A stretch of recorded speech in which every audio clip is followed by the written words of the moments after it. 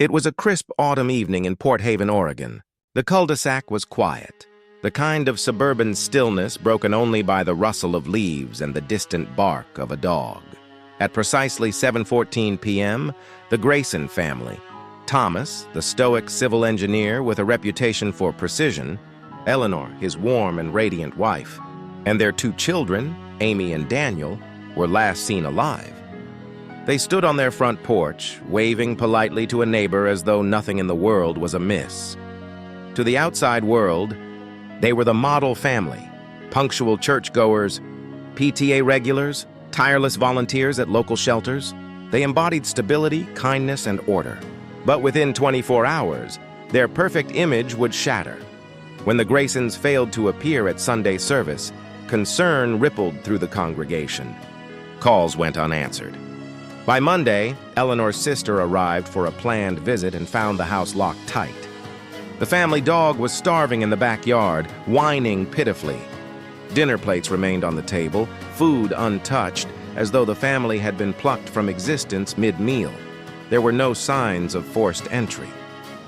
No blood, no struggle, only silence, an absence so profound it felt staged. Investigators, baffled, filed it as a possible voluntary disappearance. Whispers of financial strain circulated, though the Greysons' bank records told a different story. Over the next decade, the case became folklore. In diners, children whispered about the family that vanished. Teachers used it as a cautionary tale. Every so often, a blurry photograph or anonymous tip reignited hope, but each lead dissolved into nothing. Until 2004. During a routine audit of cold case files, a dusty box labeled Case Where 21894 surfaced from the bowels of the Port Haven Police Department. Inside lay an undeveloped roll of film, bagged as evidence but never processed, lost in the chaos of the mid-90s backlog. Detective Lena Harrow, then a young officer who had grown up haunted by the Greyson children's faces, felt a chill as she held the film. She sent it for development. What returned changed everything.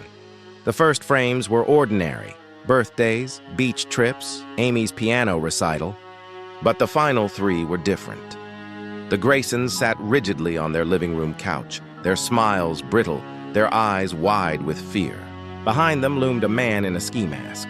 A clock on the wall confirmed the date, October 15, 1994, the night they vanished. In the last frame, the masked figure held a sign scrawled in uneven handwriting. "We warned you once. This time it's permanent." Lena's blood ran cold. The case was no longer a disappearance. It was a kidnapping. Perhaps a murder. Driven by fury and obsession, Lena dug deeper. She unearthed Eleanor's hidden notebook beneath a floorboard, filled with cryptic entries. "They found us again." Thomas swore it was buried. Alongside the notes was a list of names, some crossed out. One stood out. Highlighted in red, Vernon Carr, Lena discovered, had been Thomas's business partner in the late 1980s. Together, they had worked on a classified Department of Defense project, retrofitting a decommissioned missile silo into a data vault. Shortly after, Carr vanished from company records. Thomas abruptly relocated his family to Port Haven. This was no coincidence. Lena's investigation led her to the silo's coordinates, now fenced off and owned by a shell corporation.